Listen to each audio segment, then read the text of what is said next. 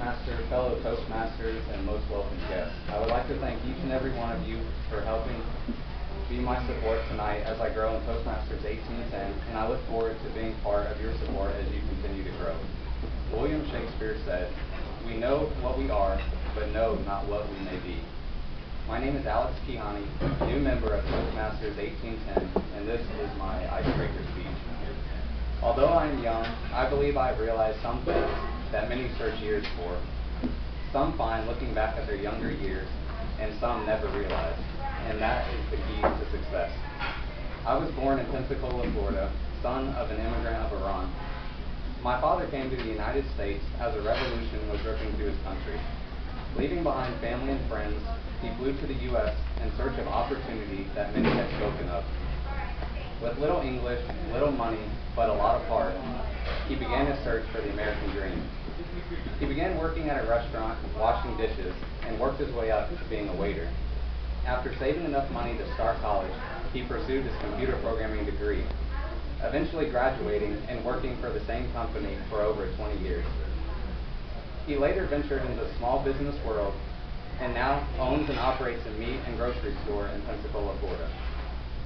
Although it was expensive, my father sent me and my brothers to a private school from K-4 through 10th grade. He always stressed the value of education and lectured often, sometimes making me feel as if I was listening to a record set to repeat for infinity. At the age of 15, I decided to pursue a dual enrollment program and took the entrance test to a local state college. The effort my dad had put into my education allowed me to pass the exam and start my college courses not only ahead of time, but at a higher entrance level than most high school graduates. At this point in my life, I should have felt like the possibilities were endless, but I felt exactly the opposite. I felt as if I had reached my potential and cared less about what the future held. Not long after, I told my dad I did not know what I wanted to do anymore. And after a very long lecture, I began the journey to find what I was good at. I'd always been good at math and had a knack of taking the most complex processes and making them simple. Some people call that laziness, but I guarantee you that is a skill. Although I thought the engineering program was above my potential, I decided that I was going in headstrong. In my first semester in the engineering program, one of my professors told me that I should come to the engineering club meeting. He told me that every meeting had college students' kryptonite, or as some like to call, free pizza. It just so happened that the vice president was transferring schools and the new vice president was to be elected. My professor asked who wanted to run. As no one raised their hands, I did, and going in headstrong, I was elected vice president of the Florida Engineering Society at Pensacola State. The following semester, I was elected president, where I was able to start outreach programs and begin multiple community volunteer events. A couple years later, I graduated with my associate's degree and was headed to the University of West Florida. I reluctantly had to tell members of the Florida Engineering Society that I was leaving the organization due to the university not having a student branch, to which they replied, "Start one." So I went in headstrong and founded the UWF student branch of FES that today provides science and math-based programs and volunteer support for the local community. After graduating with my electrical engineering degree, I took my first job here in Tampa. 6 months into the job, I realized that this was not the best company for me to grow and prosper.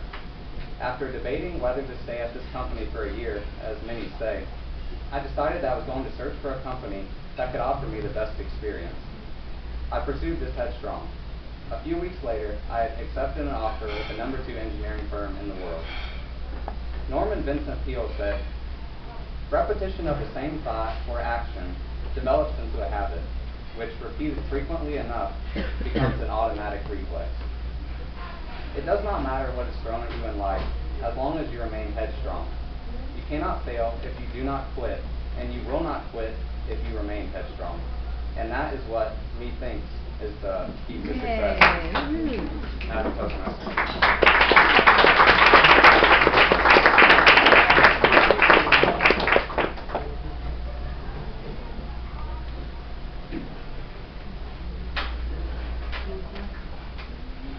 To be or not to be?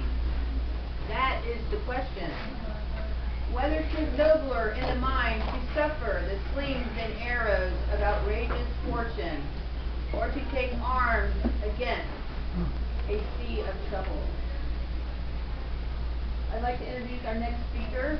Point of order, we need 1 full minute All right. between each speaker so that the evaluations can be finished.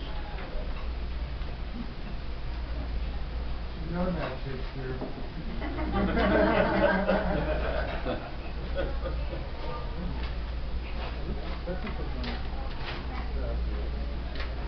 Now, some of you know that I married Anne Hathaway when I was 18 and she was 26. Yeah.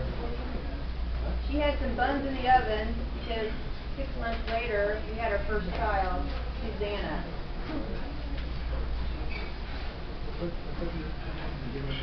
On February 2nd of 1585, I had twins named Hamnet, who also went by Hamlet, and Judith.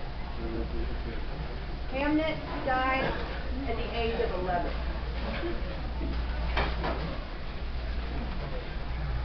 Now for our next speaker, Paul Bagley.